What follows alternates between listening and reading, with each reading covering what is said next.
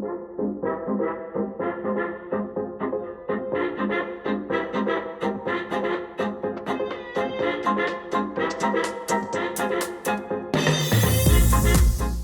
Global es un fondo que inicia en 2010 con la vocación de invertir en todos lados del mundo porque creemos que el talento está altamente distribuido, pero muchas veces el capital y las oportunidades no. Desde entonces hemos invertido en más de 2.800 empresas en casi todos lados del mundo y en Latinoamérica habla hispana venimos invirtiendo desde el 2010, 2011 en más de 300 empresas hasta ahora. Emprender por naturaleza es ponerte en riesgo, poner en pausa otros planes por irte por un camino no explorado y sin importar por el camino que te vayas y cómo te haya ido, yo le aplaudo a todos los que lo han hecho. Creo que ahí también hay áreas de oportunidad de cómo trabajar en conjunto realmente, ¿no? O sea, cómo nos reunimos, cómo entendemos que estamos en una situación donde todavía tenemos muchos retos en el ecosistema y que la única forma en la que los vamos a resolver es juntos.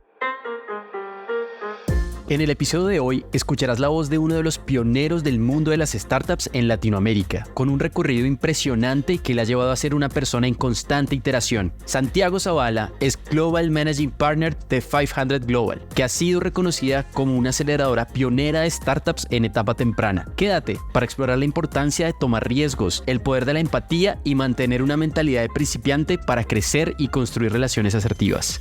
Antes de empezar este episodio, hoy tú puedes ser parte de la comunidad de Soy Startup Latam. Eso significa unirse a la misión de impactar a 1 millón de emprendedores en nuestra región. Llena el formulario que vas a encontrar en la descripción de este episodio y ten acceso a nuestros eventos, newsletters y contenido exclusivo. Inscríbete y haz parte de la comunidad más grande de startups de Latam. ¡Te esperamos!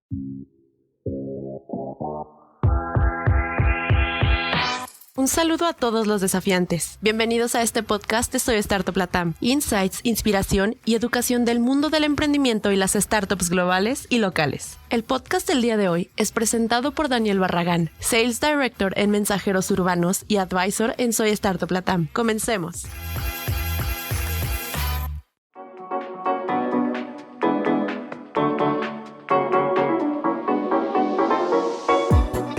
Hola a todos y bienvenidos a un nuevo episodio de Desafiantes, el podcast traído a ustedes por Soy Startup Latam, en donde estamos en la misión de impactar 1 millón de emprendedores con insights, inspiración y educación del mundo del emprendimiento. Si disfrutan este podcast, recuerden suscribirse y dejarnos una calificación de 5 estrellas en Spotify o en su player favorito. El desafiante que nos acompaña hoy es Santiago Zavala, Managing Partner de 500 Global y uno de los pioneros del ecosistema emprendedor en Latinoamérica. Santiago lleva más de 11 años impactando la región, apoyando a más de 240 compañías con inversión en etapa temprana. 500 Global, sin duda, es un referente del ecosistema emprendedor y es para nosotros un gusto tenerlo en la comunidad y hoy en el podcast Desafiantes. Así que sin más preámbulos, bienvenido Santi. Muchísimas gracias Daniel, es un privilegio y un gusto poder estar platicando contigo hoy. Bueno, para los que no te conocen, ¿quién es Santiago Zavala hoy? Es una muy buena pregunta. Digo, como que uno siempre como que se define de muchas maneras y hace muchas cosas. Yo como que me defino en esta mezcla entre capital, comunidad y código, ¿no? Y en lo que está en el centro para mí, ¿no? Que son 3 Cs, pues es la creación, ¿no? Entonces soy un creador que desde muy chiquito tuve la fortuna de encontrar algunas herramientas que han permitido, pues, con esas creaciones impactar a muchas personas, ¿no? El internet y el código han sido formas de apalancarlo. Y hace 11 años, 12 años encontré que el capital es otro de los componentes que se requieren ahí. Entonces, pues eso es lo que hago todos los días, trabajar con mi equipo y con el portafolio en tratar de crear y traer mejores oportunidades para el ecosistema, y luego en cada una de las empresas, pues tratar de llevar mejores productos a los clientes de esas empresas. Buenísimo. Si yo te preguntara cuál es esa experiencia o momento de tu vida que te ayudó a forjar la persona que eres hoy, ¿tú qué me dirías? Son como muchísimas cosas, ¿no? O sea, porque al final del día, pues uno es el resultado de todo lo que le ha pasado, lo bueno, lo malo, lo que has hecho, lo que has decidido no hacer. Y sin duda hay muchos momentos, ¿no? O sea, digo, mi núcleo familiar, pues muy emprendedor. Mis papás desde muy chiquitos, siempre a mí me tocó ver ese ejemplo en el núcleo familiar de mis papás haciendo empresas de tecnología, pues desde que nací, siempre apoyándonos a aprender y como que con esa curiosidad de enseñarnos a programar desde muy jóvenes a mi hermano y a mí, el apoyarnos a empezar proyectos. Yo tuve un foro en internet que tenía el servidor en mi closet a los 14 años, ¿no? Entonces definitivamente pues tuve la fortuna de tener un núcleo familiar emprendedor que me inspiró y que me motivó y me apoyó en muchas maneras. Y luego cada uno de los proyectos que fui viviendo, algunos más como un hobby, otros más más como side projects, otros full time lo que estaba haciendo. Como que ninguno fue verdaderamente exitoso. O sea, no tuve un breakout success, ¿no? Así de que la saqué del parque, pero cada uno fue empezando a ser más grande y viví los dos lados, ¿no? O sea, tuvieron crecimiento, hicimos cosas divertidas, padres, y luego del otro lado tuvimos lo contrario, ¿no? O sea, tuve muchos fracasos que primero pues quizá fueron pequeños y a la larga tampoco como que ha habido un fracaso así que yo diga, no, es tremendo, fue la destrucción del mundo, pero sí hubo varios momentos de ver lo que habías construido y regresarse a cero o negativo. Y pues yo te diría que hoy es eso, ¿no? Es la constante iteración y evolución de muchos proyectos que cada uno me ha ido dejando pues herramientas, conocimientos,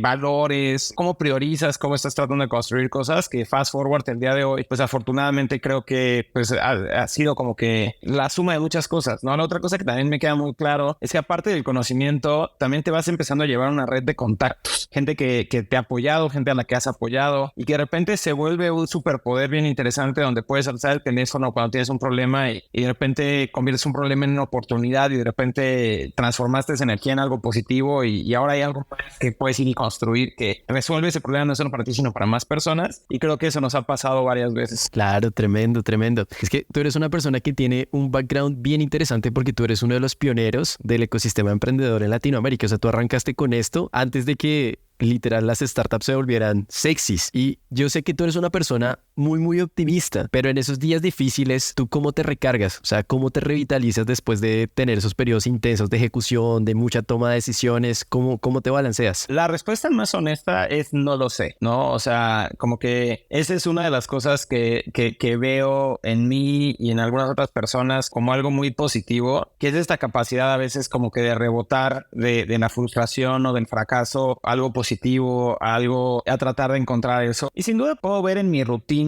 y en mis herramientas de cómo es que trabajo, ¿no? Algunas cosas que promueven eso, ¿no? O sea, cuando empecé el fondo, quizá dando unos pasos para atrás, cuando empecé el fondo, fumaba, tomaba, comía muchos carbohidratos, dormía muy poco y trabajaba 24 horas al día. Y eso evidentemente no era sustentable.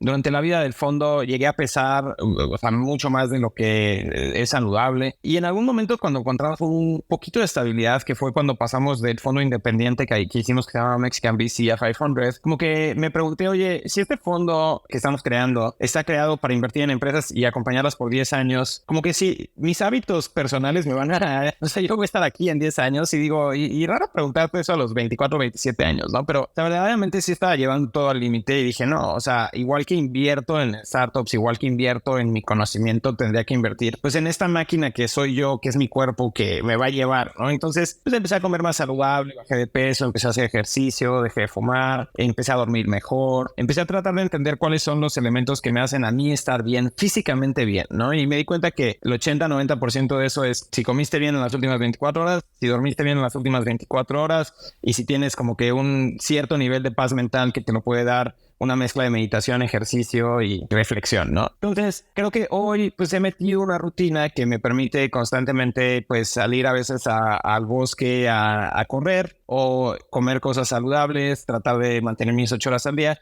Entonces, cuando pasan momentos frustrantes, pues lo primero que voy a hacer definitivamente es regresar a un momento de paz, ¿no? Y de decir, me voy a sentar enfrente de mi cuaderno 15 minutos a sacar lo que está en mi mente. Y quizá después lo complemento con platicar con alguien que considere yo, pues tiene más conocimiento que yo o al menos puede regresarme como que un par de pensamientos interesantes. Y después de eso como que también lo trato de contextualizar mucho y decir, oye, a ver, ¿en qué contexto? O sea, esto me está molestando, me está generando una reacción negativa, me frustra, me estresa, pero ¿cuál es el peor caso? O sea, si de verdad lo peor que yo pienso que puede pasar pasa, ¿cómo prevengo ese peor caso? ¿O cómo me preparo para el impacto negativo de ese peor caso? Entonces de repente empiezas a tener todas estas herramientas, pero es todo un espectro de cosas, ¿no? Entonces, la respuesta honesta es no lo sé, ¿no? O sea, porque hago todo eso y lo hago inconsciente y no sé exactamente cómo le daría a alguien más una receta para hacerlo. Creo que cada quien tiene que encontrar cuál es su receta, porque es una mezcla de varias cosas, ¿no? O sea, cómo tú estás bien, que eso pues, puede ser diferente para cada quien. ¿Cuál es el nivel de riesgo que estás dispuesto a afrontar en este momento, ¿no? O sea, quizá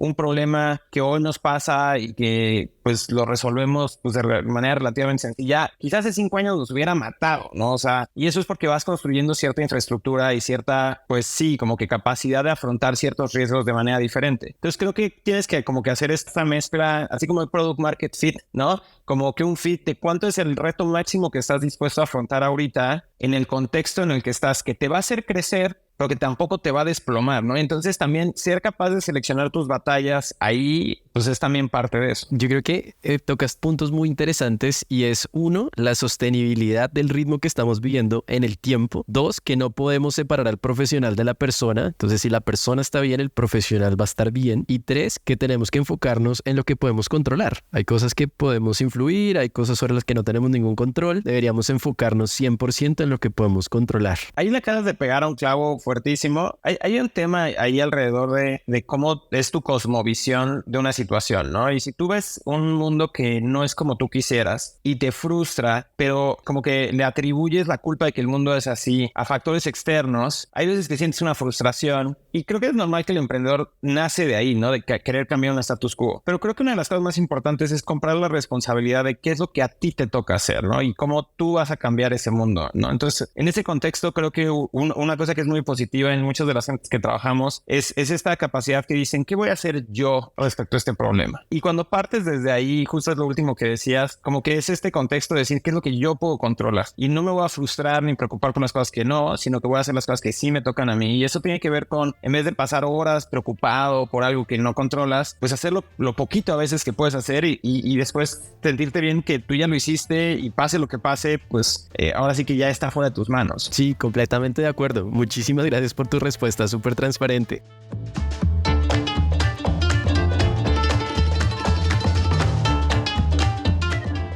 Hablando un poco ya de los fondos de inversión, nosotros en Latinoamérica tenemos una cultura bien particular y bien diferenciada. ¿Cómo crees que esa cultura nos juega a favor y en contra en el mundo del VC? Uy, también es una excelente pregunta que tiene como muchísimas aristas, ¿no? O sea, yo una de las cosas que siempre comento es como, o sea, tú viajas por Latinoamérica y hay una cultura vibrante, ¿no? Somos controversiales, somos cálidos, a nuestra comida le ponemos colores, sabores, picante, mezclamos elementos que nunca se nos hubieran ocurrido y nos enorgullece compartirla con otros, ¿no? O sea, cuando llega alguien de afuera somos buenos anfitriones, hay mucho turismo, nuestra música, ¿sabes? Como que tiene todos estos componentes de querer bailar, de querer compartir, de la fiesta, ¿no? De tantas cosas y esa es nuestra cultura y no forzosamente esa cultura se ve reflejada en el mundo empresarial y mucho menos a veces en los startups, ¿no? Entonces a mí me encantaría que encontremos no solo un tema de diversidad que es importantísimo y que de verdad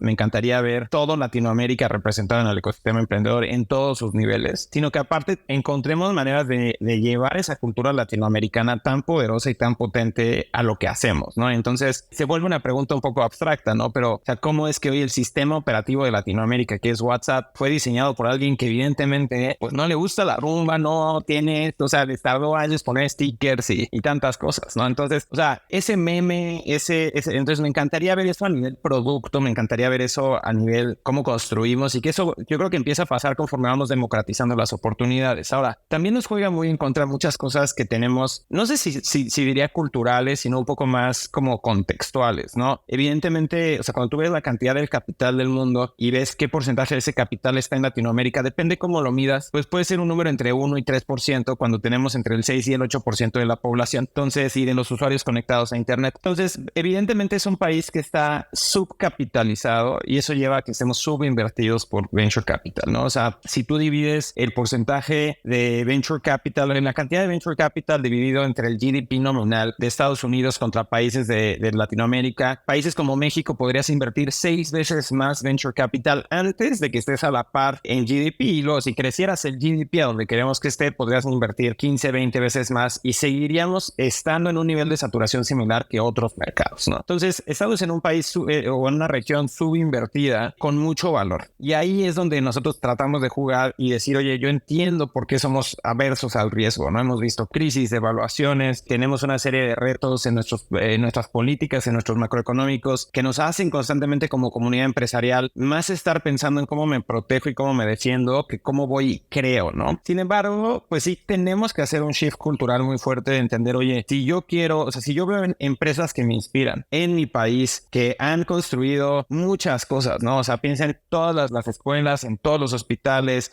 en todas las fábricas, o sea, todo lo que mueve tu economía, alguien lo creó, ¿no? Y hoy el ecosistema empresarial ha cambiado de manera muy radical, donde tú no puedes salir y emprender algo en tu ciudad en un vacío, sino que el mundo se conectó y entonces hoy esa empresa, la que sea que vayas a hacer, compite con las eficiencias, con los costos, con el costo de la mano de obra, con cómo vendemos, con todo el mundo. Y entonces la única manera verdaderamente de emprender en gran escala el día de hoy y construir grandes empresas que van a generar valor en nuestras economías es a través de la innovación, es a través de lo digital, es a través de este emprendimiento que le hemos puesto este nombre de startups. Y entonces tenemos que encontrar en esta cultura que históricamente ha sido un poco más adversa al riesgo, el enfoque correcto de que lo más riesgoso que podemos hacer, Daniel, escucha esto, lo más riesgoso que podemos hacer es no invertir en educación, en la innovación y en la creación de empresas. Si no logramos hacer eso, no importa cuánto hayamos protegido nuestro capital, nuestra región va a volverse irrelevante. Y piénsalo un poquito, o sea, cada startup que se expande a la región es una startup que trae una transformación. Piensa Uber, piensa Netflix, piensa Spotify,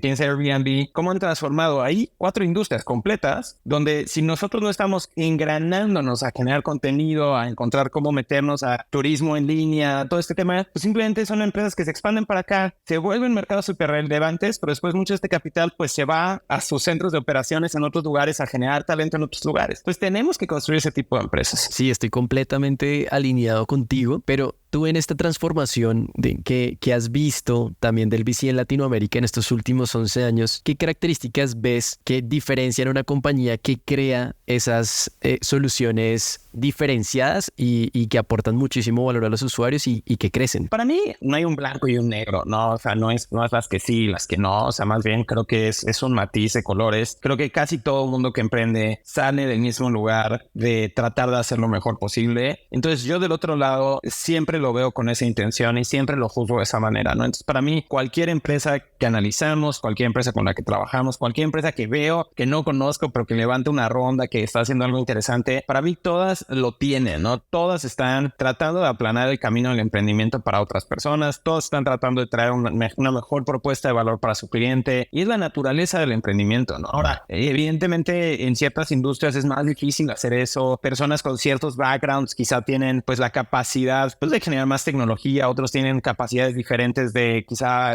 estar más del lado comercial y entonces como que el nivel de innovación o el nivel de transformación que estas empresas pueden traer puede variar, ¿no? Por la estrategia que están jugando, por quiénes son los founders y para mí no hay diferencia porque todas parten del mismo lugar y quieren llegar al mismo lugar. Entonces yo más bien me trato de preguntar, ¿y cómo puedo ayudarle a esta empresa que va por ese camino o a evitar un riesgo o aumentar sus probabilidades de éxito o cómo llegar más rápido a ese éxito, ¿no? Entonces de alguna u otra manera como que para mí como que sí nos veo a todos juntos, ¿no? Y de repente es un poco gracioso cuando nos topamos pues todos tus diferentes esfuerzos y evidentemente hay críticos, evidentemente hay envidias, evidentemente hay fricciones y yo siempre que siento ese sentimiento doy un paso para atrás y digo, wow, o sea, emprender es difícil, pero un error desde afuera es como, o sea, evidentemente eso no es lo que trataste de hacer, ¿no? O sea, más bien eso es lo que surgió a partir de todo lo difícil que es el ecosistema, la competitividad, la falta de recursos, una serie de factores. Entonces yo más bien siempre trato lateralmente de tratar de separarme y decir, oye, ¿cómo puedo agregar valor? ¿Cómo puedo ser alguien positivo? ¿Cómo podemos extraerle valor incluso al peor fracaso? ¿Cómo le puedo sacar conocimiento? ¿Cómo puedo sacarle aprendizaje? No solo para mí, sino para todos. Y es ahí donde, pues, jugadores como ustedes creando este tipo de contenido es tan valioso, ¿no? Porque muchas veces no se habla de estas cosas y cuando las hablas quizá más en un café con alguien de confianza o con una cerveza platicando de lo que te está frustrando y tener la capacidad de llevar ese contenido a más personas verdaderamente transforma a la región, ¿no? Entonces, creo que lo que hacen aquí es muy bueno. Wow, tremenda respuesta. Santi, en este momento, ¿cuál es tu mayor frustración con el ecosistema emprendedor latinoamericano? Yo no sé si en mi mente tengo frustraciones y las expreso de esa manera. manera, ¿no? O sea, evidentemente hay deseos, ¿no? Y sueños de que el ecosistema fuera más potente, más poderoso, más exitoso y por eso trabajamos todos los días, ¿no? Y creo que como que si trato de pensar un poco en las diferentes etapas, a mí me tocó pues empezar mucho de esto incluso en comunidades de desarrollo desde el 2004, 2005, 2006, donde realmente no teníamos muchas de las cosas que hoy tenemos, ¿no? O sea, desde una serie de pruebas de que podemos construir este tipo de empresas, está el talento, está el capital, definitivamente están los mercados. Creo que hemos sido capaces de validarnos como ecosistema, que podemos crear productos digitales a la par de empresas globales, que somos capaces de llevar eso a grandes cantidades de usuarios y en el proceso generar mucho valor, ¿no? Entonces, como que creo que antes quizá había estos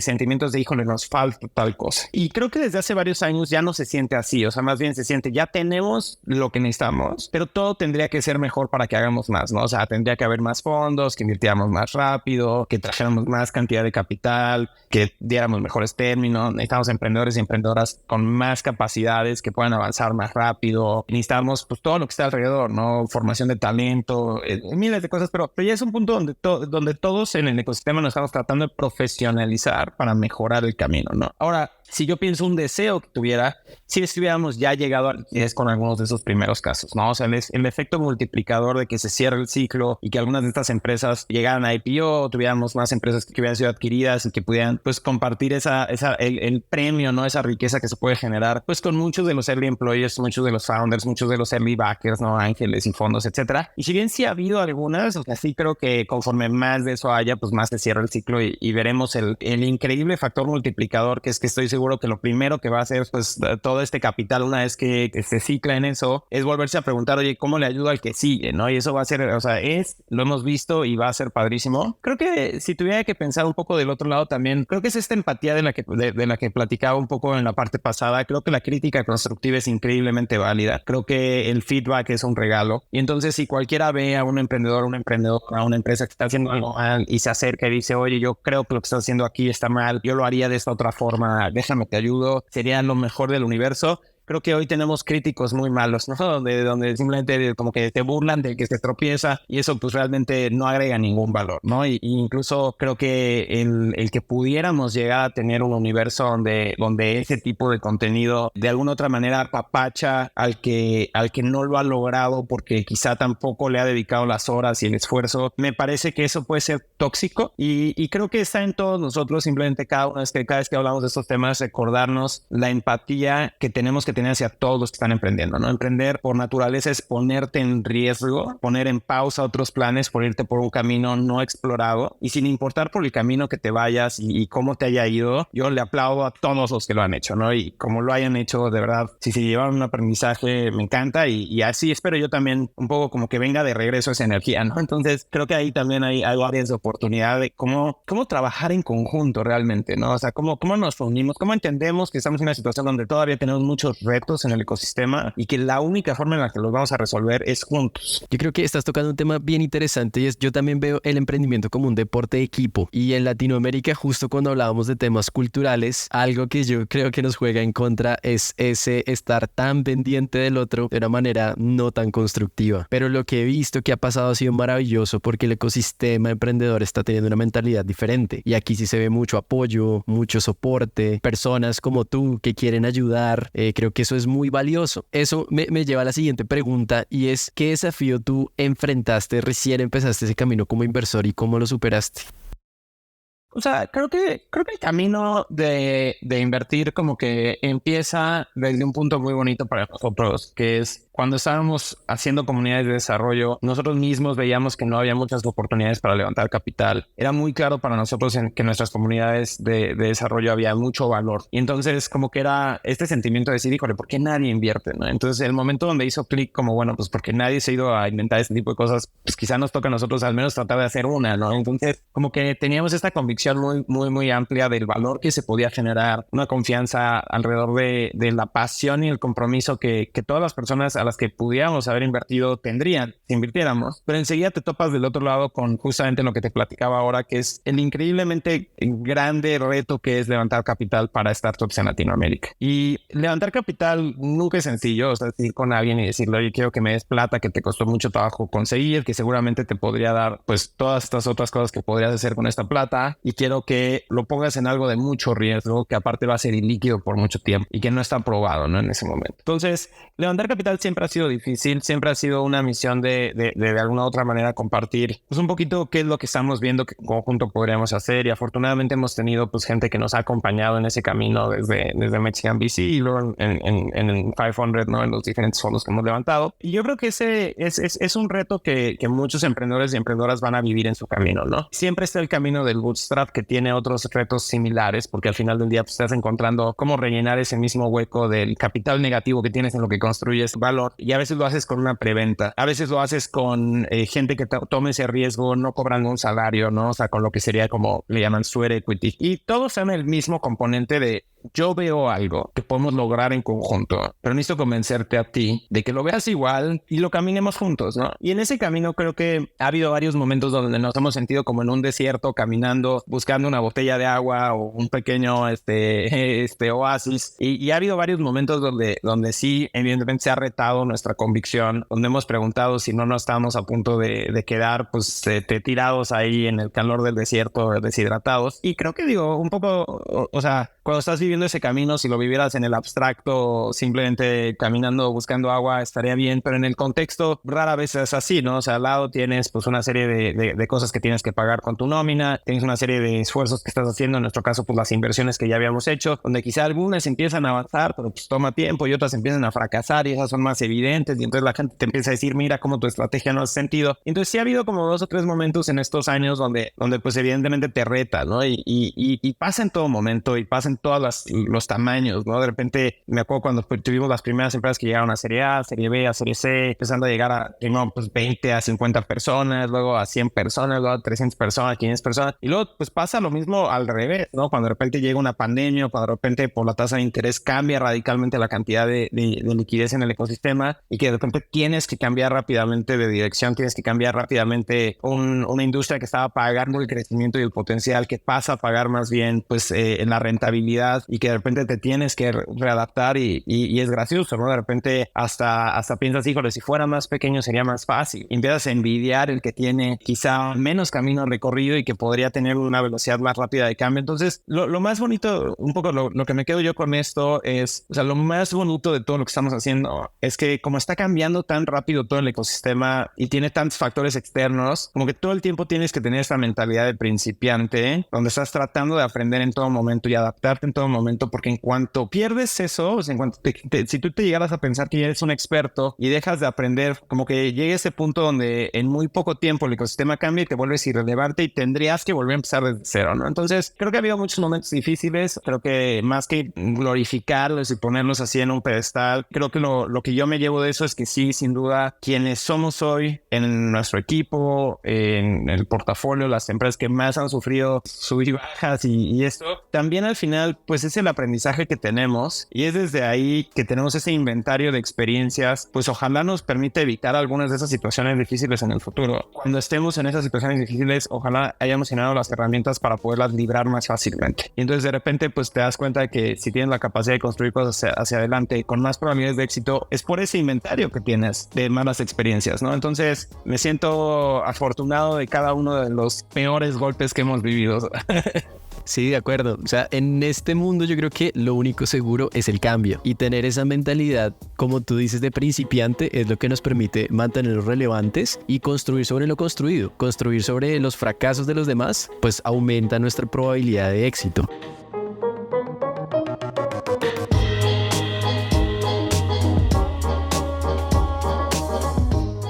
Quiero aprovechar este entretiempo para invitarte a impulsar la región con nosotros. Llena el formulario de inscripción y ten acceso a eventos presenciales en tu ciudad, eventos virtuales con desafiantes de las startups más impactantes de la región y a nuestro newsletter con contenido exclusivo. Hoy tú puedes ser parte de nuestra comunidad. El link que te va a llevar a unirte lo encuentras en la descripción de este episodio.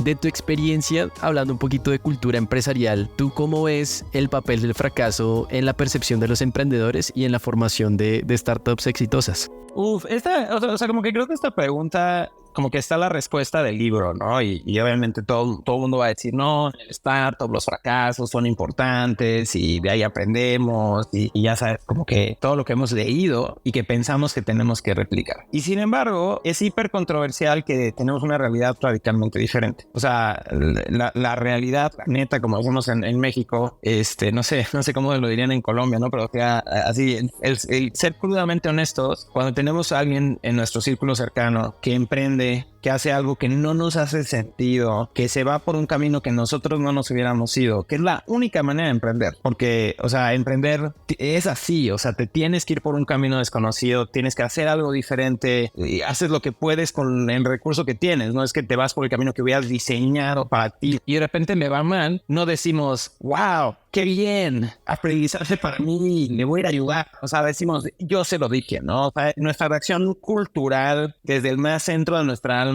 es decir, yo sabía que iba a fracasar. Y muchas veces eso lleva a que la gente pues, no lo vuelve a intentar. Y luego lo siguiente, que mucha gente quizá escuchando esto, enseguida, como que nuestro segundo pensamiento luego es decir, no, pero hay tipos de fracasos. Pues si hubieras hecho todo bien y hubieras fracasado por factores externos, pero hiciste algo mal desde mi perspectiva y yo juzgo que es mal, ¿no? Y entonces, para mí, o sea, tenemos que hacer un cambio radical en eso. Y el problema es que son matices, ¿no? O sea, el que alguien haya gastado en algo que tú no hubieras gastado, te da la percepción a ti de que es irresponsable, ¿no? Y entonces de repente es alguien que despilfarró dinero. Pero tú no estás en la parte de adentro donde dices, jole, pues fue una apuesta que nos tomamos porque pensamos que con eso iba a pasar esto. Y si hubiera pasado, nos lo hubieran aplaudido, ¿no? Entonces, sí creo que tenemos que hacer una serie de cosas. Nosotros en el fondo cuando una empresa fracasa nos hacemos una pregunta muy fuerte que es ¿debimos o no debimos de haber invertido en esta empresa? Y entonces regresamos a nuestro deal memo, regresamos al momento donde hacemos el comité de inversión, regresamos a las conversaciones que tuvimos y tratamos de entender si la razón de por qué fracasamos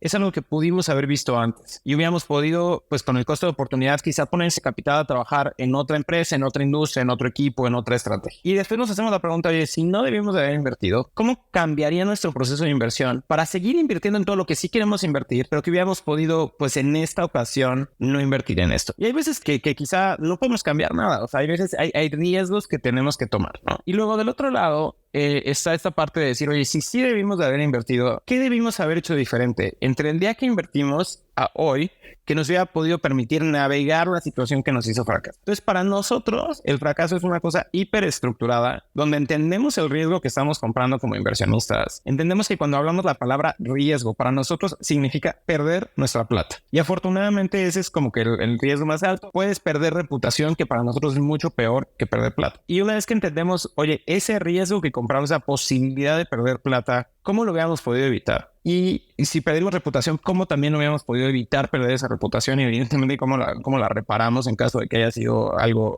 que tenemos que reparar? Y entonces, en ese contexto, para nosotros el fracaso se vuelve algo muy diferente, ¿no? Se vuelve verdaderamente pues, un tesoro, donde hoy tú me dices, oye, Fiverr es una buena organización, debería de acercarme con ellos para inversión o no sé qué.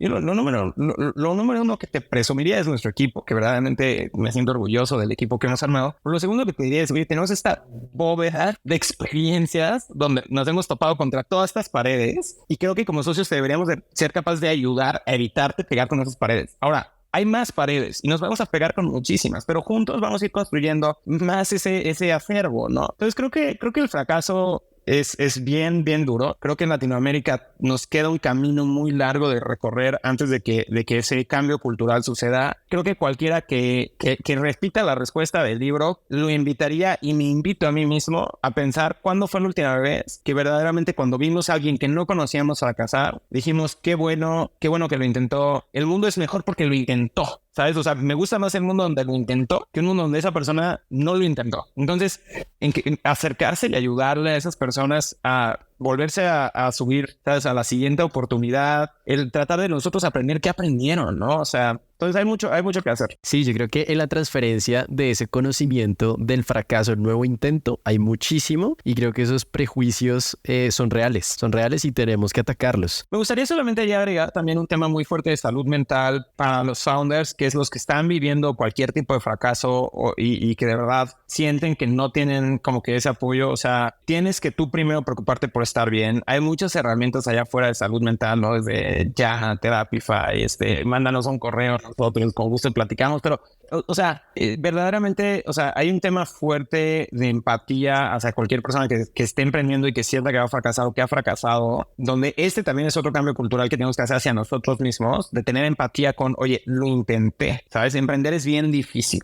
O sea, en nuestro portafolio, por poner algunos números, el 50% de empresas fracasan, solo el 5% llegan a outcomes espectaculares, entre el 5 y el 10%, y es más como el 1% que son los que definen categorías, ¿no? Entonces, si tú dices, oye, hice algo donde el 50% de la gente fracasa y fracasé, pues era casi el default, ¿no? O sea, y quizá tengas que intentarlo 3-4 veces. Entonces, si no eres capaz de tener esa empatía de decir, oye, ¿qué aprendí? Me siento bien, lo podría hacer diferente en el futuro, ¿sabes? Como que me perdono a mí mismo, ¿no? Incluso el juzgarte a ti mismo como que no eres un fracasado por fracasar, sino que eres un emprendedor que está intentando cosas y que partes de cosas que no funcionan hasta que encuentras una que funciona. No se construye esto desde el éxito. Yo creo que tocaste un punto muy importante y es desligar lo que estamos haciendo de nosotros como persona. Entonces, si fracasaste aquí, no quiere decir que eres un fracasado, simplemente ese proyecto fracasó, que puedes aprender de ahí y sigues adelante. Yo tengo una pregunta y es ¿cómo construyes esas relaciones sólidas entre el VC y el emprendedor? ¿Cómo construir esas relaciones sólidas de largo plazo?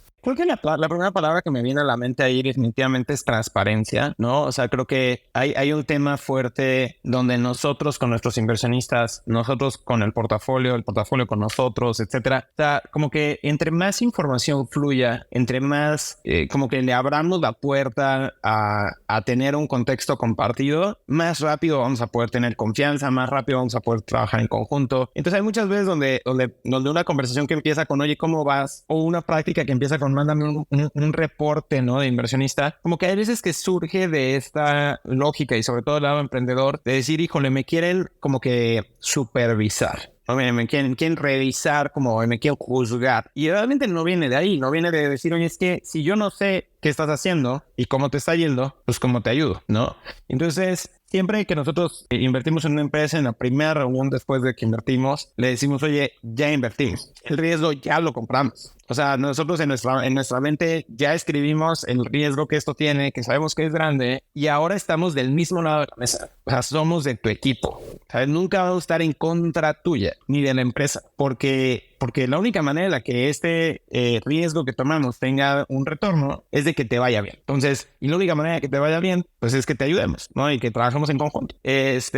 Y nunca al revés, ¿no? O sea, cuando las relaciones entre socios empiezan a deteriorar y cada quien empieza a jalar para algún lado, empiezas a, por default, disminuir las probabilidades de éxito, porque empiezas a tomar recursos y energía y pensamiento en lidiar con esas fricciones en vez de estarle generando valor a tu cliente, a tu mercado, tratar de resolver los problemas que tienes, tratar de conseguir los recursos que necesitas. Entonces, en ese contexto, verdaderamente, o sea, como que tratamos de decir, ya estamos del mismo lado, pero al mismo tiempo, si tú no nos cuentas los problemas, tú nos vendes una visión muy bonita o nos cierras la puerta y nos dices, regresan dentro de 5 años, pues no vamos a poder tampoco hacer nada, ¿no? Entonces, para nosotros es mucho más fácil arreglar un problema si cuando empieza a formarse ese problema nos presentas ahí una bandera amarilla y unos meses después vemos que esa bandera amarilla sigue ahí y tratamos de resolverla, que cuando se vuelve roja y ya de repente es un fuego horrible y arreglar un fuego horrible, pues es mucho más difícil.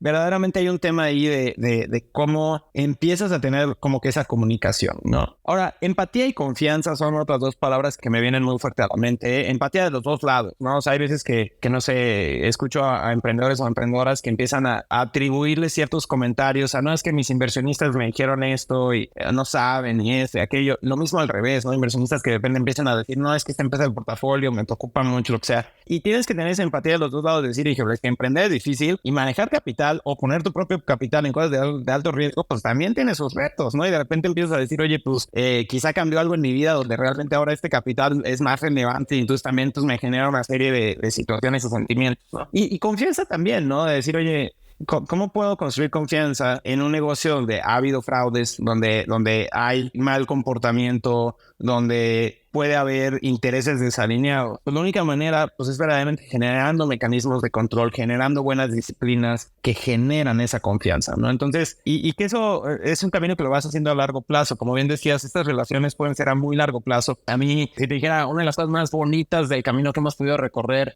y incluso mucho más allá que quizá los éxitos mediáticos o las empresas más grandes o todo esto, es las relaciones que vas construyendo en el camino. Esta semana tuvimos la fortuna de ir a cenar justamente con un emprendedor del batch 6, ahora estamos en el batch 19 y estábamos pues platicando un poco pues cómo hemos crecido juntos, ¿no? Hemos personalmente, profesionalmente avanzado, cambiado, hecho, deshecho, y sin importar con lo que pase con la empresa, o sea, entender que pues hoy tienes esa relación y vamos a seguir construyendo cosas hacia adelante y que las relaciones van cambiando, ¿no? Y la gente va cambiando de lugar, desde dónde contribuye. Hoy tenemos founders que ya no son parte del portafolio porque su empresa dejó de operar, en algunos casos por salidas, en algunos casos por fracasos, que trabajan con nosotros, ¿no? Como es el caso de Memo y de Ceci. Tenemos otros que trabajan en corporativos, en CVC, en gobiernos, en otros startups, en todos lados del ecosistema y que pues nos genera a nosotros como que este cablecito, ¿no? Este puente a una organización que ni conocíamos, pero que hoy tenemos a alguien con quien confiamos, que tenemos una relación, que hay miles de cosas que podemos hacer en conjunto y que pues de repente son parte de una organización a veces mucho más grande incluso que nosotros y se vuelve una relación bien padre, ¿no? Sí, claro.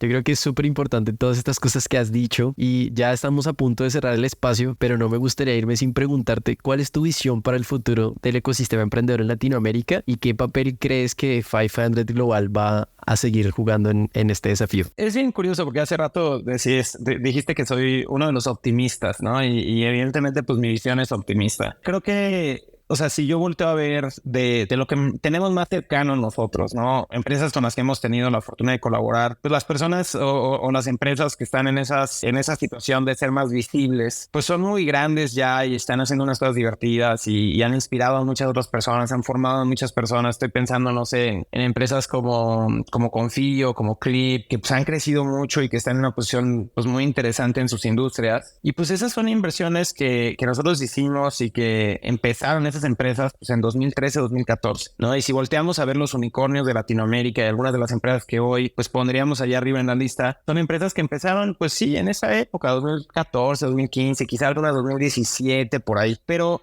vimos un boom muy grande de inversión, de crecimiento, de muchas cosas en 2018, 2019, 2020, 2021, 2022, que apenas vamos a empezar a ver qué pasó con eso. Y obviamente hay muchas que han fracasado y es parte normal del ecosistema. Habrá otras que iban en un camino y se les atoró algo y le encontrarán la vuelta. Habrá otras que sí logren el camino derechito hacia el éxito, pero vamos a empezar a ver en 2025, 26, 27, 28 las semillas que ya sembramos hoy ser grandes. O sea, porque si regresamos, no sé, hace 4 años, pues varias de estas que te acabo de mencionar, pues para nosotros eran emocionantes porque iban en un camino y ya sabes, pero todavía no tenían el tamaño que tienen hoy, porque evidentemente toman en madurar estas empresas. Entonces, yo creo que hoy tenemos en Latinoamérica un ecosistema que lleva 5 años trabajando en construir grandes empresas, de las que creo mucha gente no ha escuchado nunca, ¿no? O sea, obviamente tienen clientes, están haciendo cosas, muchas son B2B, muchas, o sea, ayer me platicaba un inversionista que coinvertimos en varias cosas en 2014 y yo de su portafolio no había escuchado nada y me platicó de una empresa de su portafolio que está haciendo unas cosas espectaculares, está a punto de levantar una ronda padrísima y yo que estoy en el ecosistema no había escuchado de esa empresa en 5 años. Si me hubieras preguntado antes de esa charla yo te hubiera dicho, no, yo creo que ya se petatearon, ¿no? Y la neta no, o sea, y están a punto de anunciar un rondón así padrísimo que va a inspirar a todos y es porque pues están construyendo con sus clientes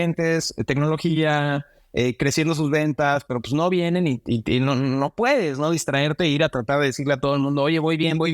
Porque aparte ese voy bien muchas veces suena vacío, ¿no? O sea, el voy bien es, mira mis resultados, aquí está. Entonces, creo que el ecosistema en los próximos años va a haber consistentemente empresas que ni tenían el radar que venían en esa trayectoria de repente anunciar cosas gigantes, porque es la naturaleza de la tecnología. Cuando tú tienes algo que llega a product market fit y empieza a crecer por el camino que te haya sido, pues de repente empieza a ser cada vez más visible hasta que son pues, los líderes de sus industrias, ¿no? Entonces estoy seguro que hoy, en los últimos 5 años, se han fundado los que van a ser los líderes de muchas industrias en los próximos 5 o 10 años, y que eso es lo que ya hicimos como ecosistema. Y aparte seguimos haciendo. Entonces seguimos invirtiendo. Hoy hay más fondos, hay más aceleradoras, hay más grupos, hay más podcasts, todas estas empresas están formando más talento, le están dando más confianza a más gente de brincar del mundo tradicional a hacer esto.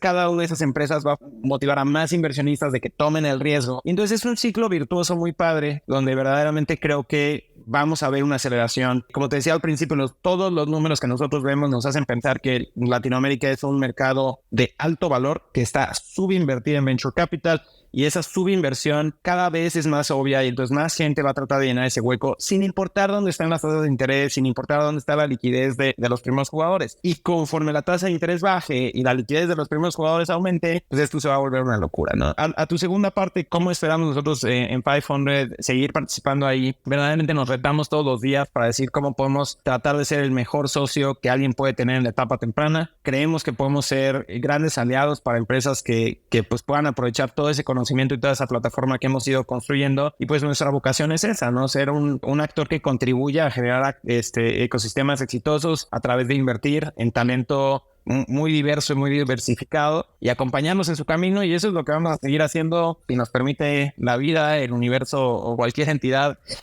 seguir haciendo lo que hacemos en este universo. Pues esperaríamos seguir haciendo eso por los próximos 10, 20, 30, 50 años. Así que siempre le digo a mi equipo, y siempre lo pienso yo también, que, o sea, si bien la empresa acaba de cumplir 13 años a nivel global, llevamos 10 años invirtiendo en Latinoamérica habla hispana y estamos apenas empezando. Bueno, Santi, muchísimas gracias. Hemos llegado al final del episodio. Muchas gracias por compartir tus vivencias, por compartir tus experiencias y por seguir impactando el ecosistema emprendedor. Siempre bienvenido a futuros espacios en Soy Startup Latam. No, muchísimas gracias. Sin duda fue una charla muy emocionante. Ya quiero que salga, quiero compartir este podcast con mucha gente. Así que nada, muchas gracias. Estuvo divertidísimo y mucha admiración hacia lo que están haciendo ustedes.